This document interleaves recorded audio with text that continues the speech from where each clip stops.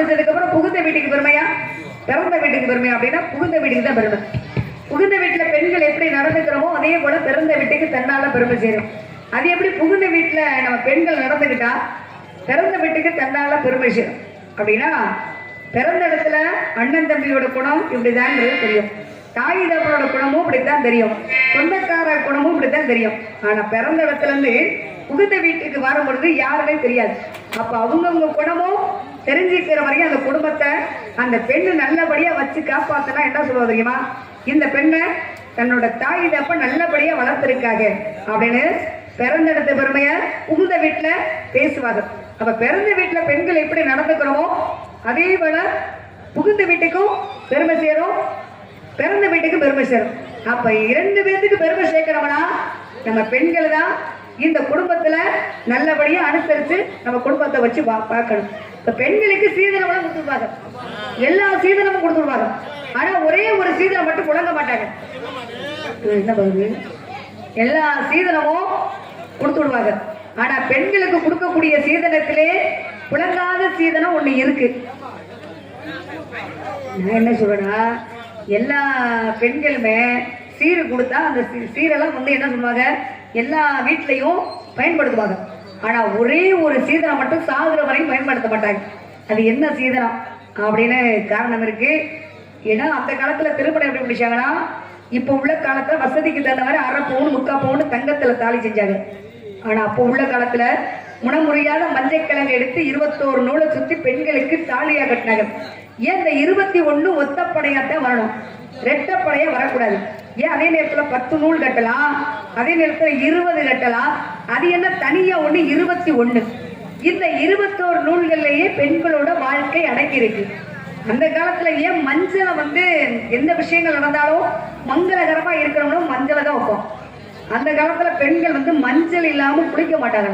ஏன்னா என்ன காரணம், அந்த மஞ்சளுக்கு என்ன தன்மை, நோயை எதிர்க்கக்கூடிய ஒரு சக்தி உள்ளது. கொரோனா நேரத்துல கூட பாருங்க, வீட்டுக்கு மஞ்சள் தண்ணியை தெளிக்கணும் இயற்கை தான் வந்துச்சு. அப்ப செயற்கை வர கிடையாது.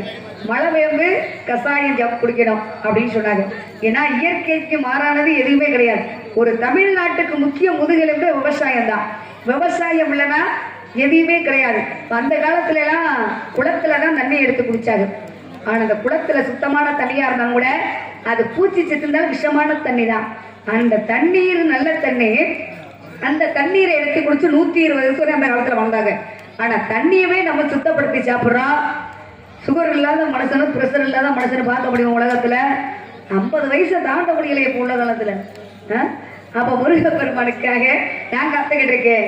அவர் வழி மீது விழி வைத்து காத்துக்கிட்டு கூட அவருக்காக ஏன் மனசுலாச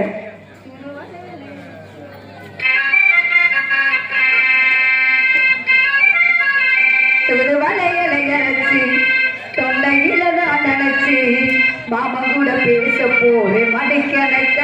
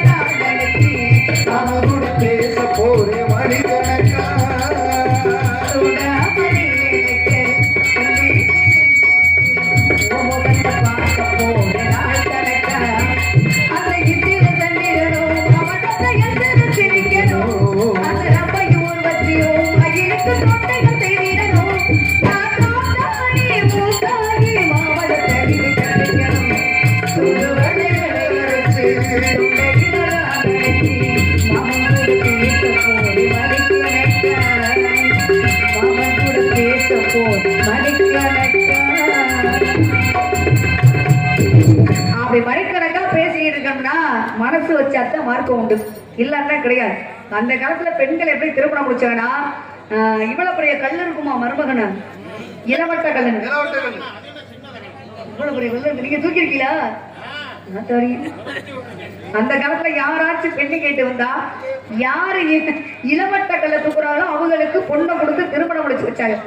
ஏன் இளவட்ட கல்ல தூக்க சொல்ல, நம்ம பெண்ணை வச்சு வாழக்கூடிய ஒரு தைரியம் இருக்கா, ஒரு ஆண்மகனுக்கு வீரம் இருக்கா அப்படின்னு அந்த காலத்துல இளவட்ட கல்ல தூக்குனாத்தான் பொண்ணை கொடுத்து திருமணம் முடிச்சு வச்சாங்க.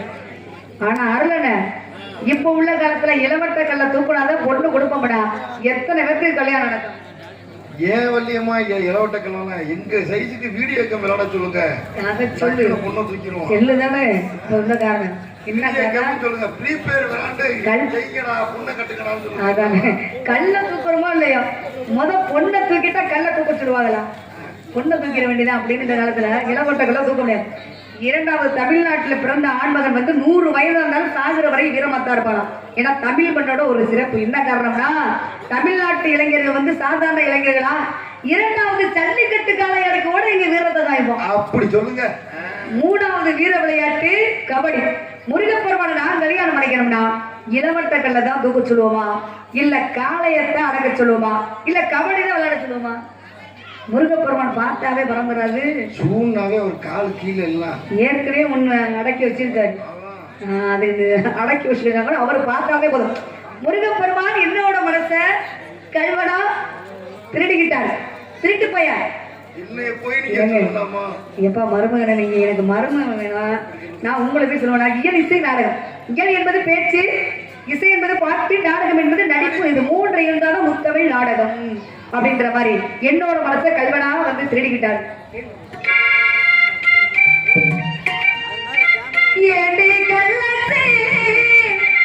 என்ன தெரியலையா கோடி வெள்ளத்தே என்ன புரியலையா, நெஞ்சு நோங்குது நோங்குது உன்னை உன் காண்டு போகுது பெண்ணை, உன்னை புத்தமிட துடிக்கிறேன் கண்ட, நீ உள்ள கட்டி அடிக்கிற கண்ட, நீ காய்டாட பழந்தாட